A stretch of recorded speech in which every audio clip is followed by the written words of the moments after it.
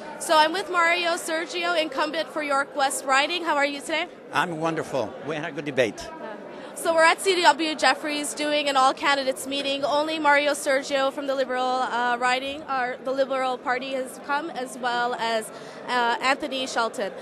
So how are you today? Everything is fine. I think it was a good debate. A lot of good questions. The topics, of course, education, health. Humber River came out. And the Humber River is staying open. So good questions, good answers. And our people of York West, they deserve that. There is a lot of tension in this candidate's debate, as well as the Seneca debate. Yes. So based on that, there was a lot of discussion on the Safe Schools Act, and discrimination did come up. How do you feel that discrimination doesn't exist in this riding, in particular with the Safe Schools Act? If you say, what is discrimination? How is it working? How is it being applied? By whom? What? Where? Yeah, we can talk about that. Certainly there is some signs of discrimination here and there.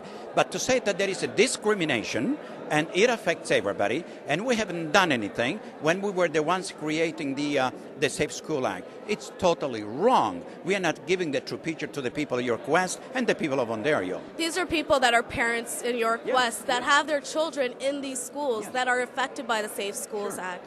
When you compare it to other ridings, let's say a riding that consists of Rosedale, is the Safe Schools Act as important as it is in communities like Jane-Finch? But when certain legislation is brought forth, it's because of problems in one area.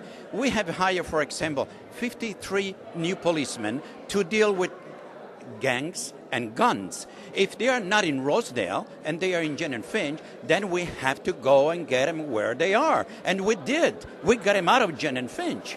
Well, thank you for bringing up the guns. So we are dealing with a gun issue. These guns that are being found by the police aren't registered guns. So where are these guns coming from? If the borders aren't tight and the ports aren't tight, guns are getting into our communities. Where are they coming from? It is part of the problem, because we've been saying to Mr. Harper as well, they are coming from somewhere. They're not coming from our own families here. They're coming from outside, from criminals, from the States.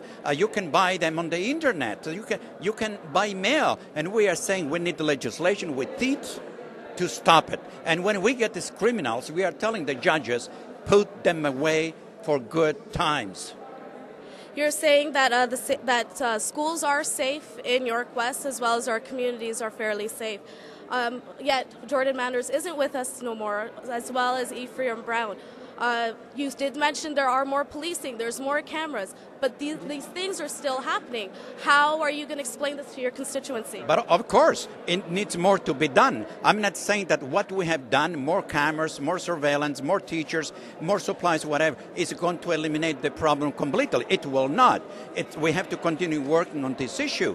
That is why we have hired the policemen to get rid of the guns, get rid of the criminals, so it is better for our community. But when Mr. Shelton says we need more money in the area, we don't need more policemen, are we invite the criminals to come in our area and say, hey, open door, come in our community? No, I think we have to do more to make sure that our communities and our schools are safe. But are adding cameras and policing preventative measures? Where are the preventative measures? It is one of those things. Cameras are one of those things. Hiring more people to even spend time with students, it's one of the improvements that we need, for example. But we need funding as well. Without funding, we cannot hire people. We cannot hire more policemen, more surveillance. So all of that would bring to some amelioration in our schools and in our community as well.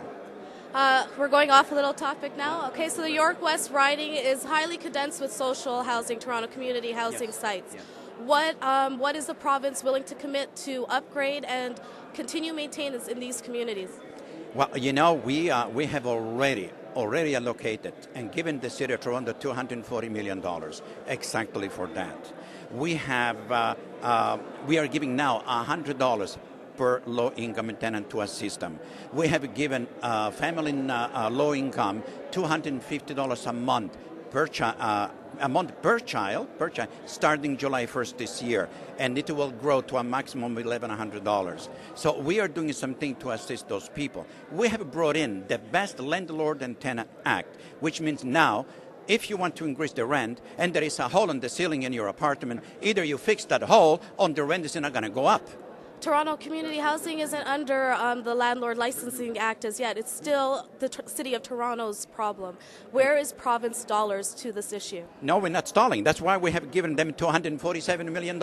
What is the City of Toronto doing with the money we have given the City of Toronto? So where's the accountability? That shouldn't lie on the people of York West. That is a parliament issue. That's government. Well, the people of York West are getting good representation here because we just finished now 48 units, which the City of Toronto has been stalling the approval for 7 years. Affordable housing stalled by the City of Toronto for 7 years. And we said, we gave them money.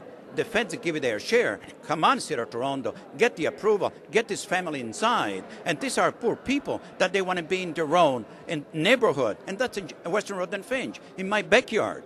And I've been working on it for the last 4 years to make sure that this housing is built and the people move in their apartment.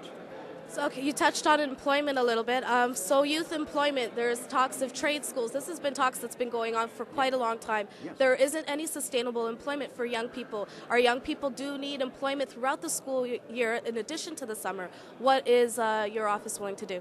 It is not so. We have provided this year alone. Go and ask the Jamaicans there with 900 students this year earning summer jobs. We have schools on Finch and Champaign. Seeking students. Go and tell the people doing work in our area. Go at Westview. There is a woodworking shop in there doing wonderful for the last 3 years. It's a school that I opened in the area for the young kids. We have after-school programs for our students and our young people in here. It's all working, but we need more. I'm going to ask you 2 more questions. Look directly to the camera. What would you like to say to your voting constituency on Election Day? I have served you well. I hope I'll continue to have your support on October 10th, and I will be available as always and continue to do the right thing for the people of York West.